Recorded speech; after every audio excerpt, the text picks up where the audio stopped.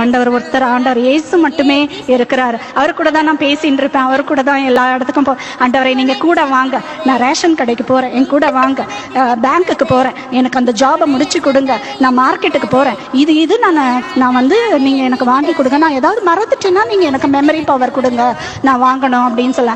ஒரு நாளைக்கு மறந்துட்டு நான் வெளியில போயிட்ட உடனே ஆண்டவர் வந்து என்கிட்ட நீ சொல்லவே இல்லையே அப்படின்னாரு. ஐயோ, எனக்கு ரொம்ப கஷ்டமா போச்சு. டெய்லி கூப்பிடுறவ, எங்க போனாலும் எங்க இருந்தாலும் நான் வெளியில கேட்டை திறந்தாலே அவர்கிட்ட சொல்லாம போக மாட்டேன். இன்னைக்கு நான் அவசரத்துல வெளியில போயிட்டேன்.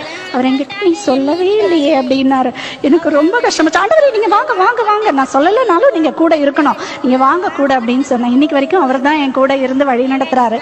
அப்ப நான் ஆண்டவர்கிட்ட அந்த வார்த்தையை படிக்க அவருக்குள்ள போக நான் கேட்டேன், ஆண்டவரே நீங்க எதுக்காக நீங்க இந்த பிலிம் இண்டஸ்ட்ரியில என்ன இருக்க சொல்றீங்க? மோசமா இருக்குது, என்னால முடியல அப்படின்னு.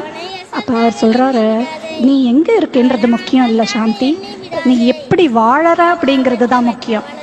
நான் உன்னை எதுக்காக அங்க வச்சிருக்கேன் தெரியுமா? நீ மட்டும் பரலோகத்துக்கு வந்தா போருமா? மற்றவங்கள்லாம் வர வேண்டாமா? உன் இண்டஸ்ட்ரியில இருக்கிறவங்க எல்லாம் வர வேண்டாமா? நீ மட்டும் வந்தா போருமா அப்படின்னு. எனக்கு கண்ணுல தண்ணி வந்துச்சு பாருங்க. அழுது ஆண்டவரே ஐம் வெரி சாரி, நான் இருக்கேன் ஆண்டவரே, நீங்க சொல்றபடி நான் இருக்கேன். ஆனா நானும் இந்த உலகத்துல இருந்தேன் சாந்தி.